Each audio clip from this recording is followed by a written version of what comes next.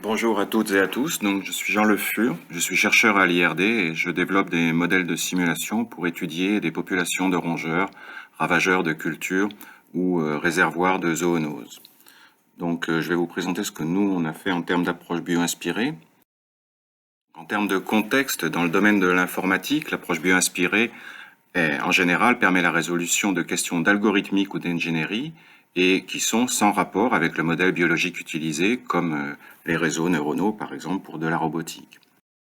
Inversement, par contre, les questions qui sont liées à la biologie ou à l'environnement sont le plus souvent abordées et résolues par des modèles qui sont abstraits vis-à-vis du domaine social ou environnemental, comme par exemple ici l'utilisation d'équations différentielles pour modéliser un processus épidémique.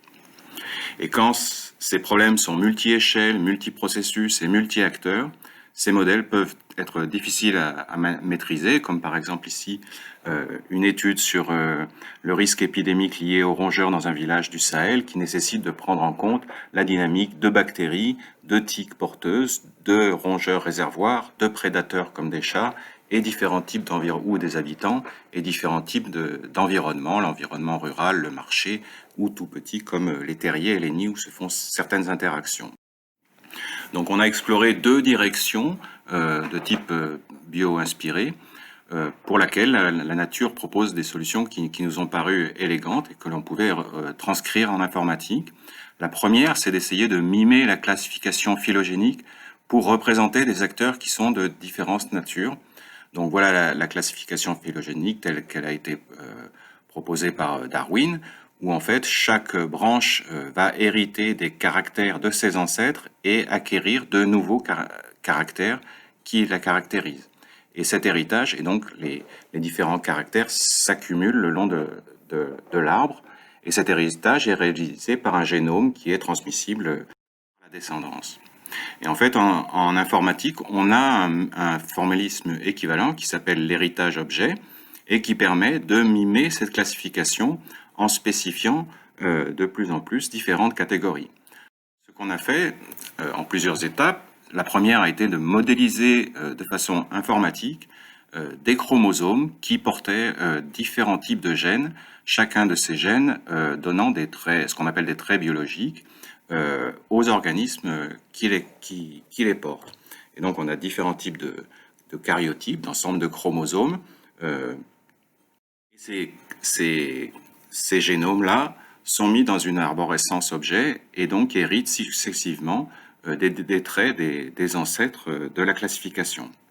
Donc ces génomes-là, une fois réalisés, définissent les traits des différentes espèces et ils sont embarqués dans des agents informatiques qui sont ensuite simulés.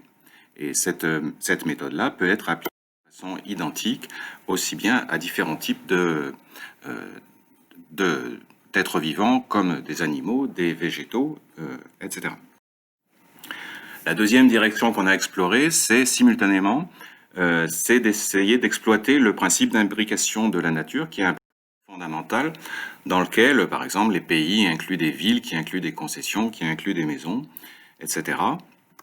Et donc, on a représenté toute entité modélisée comme un contenant et un contenu qui est caractérisé par quatre processus simples: entrée d'un contenu, sortie d'un contenu, entrée dans un contenant ou sortie d'un contenant. En combinant ces deux directions, on obtient un seul formalisme pour des questions qui sont multi-acteurs, multi-échelles. Les applications qu'on a développées à partir de ce modèle-là sont multiples et à plusieurs échelles. Donc, par exemple, voici une approche écologique. On essaie de représenter le fonctionnement d'un écosystème avec différents types d'acteurs, des rongeurs, des prédateurs, différents types de cultures, etc.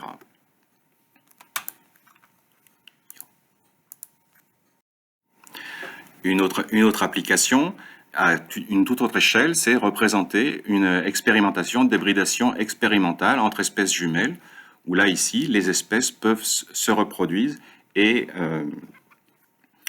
se croisent et produisent des hybrides, et même les gènes s'introgressent, etc. Donc, complètement à une autre échelle.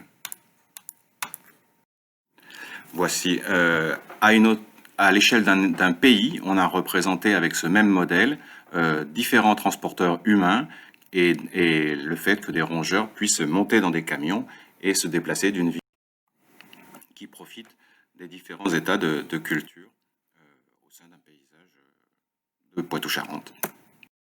Et enfin, voilà un autre exemple de simulation dans un quartier de l'activité humaine, des rongeurs qui vivent dans les différentes pièces et des tiques qui peuvent se développer suivant le modèle que je vous avais présenté. Donc voilà, l'approche qu'on a eue permet de représenter avec un même modèle une diversité d'êtres vivants et de les faire interagir à diverses échelles sur la base d'un schéma partagé. Et l'application à diverses études de cas contrastées nous a permis de vérifier que cette approche pouvait être robuste. Voilà, je vous remercie pour votre attention.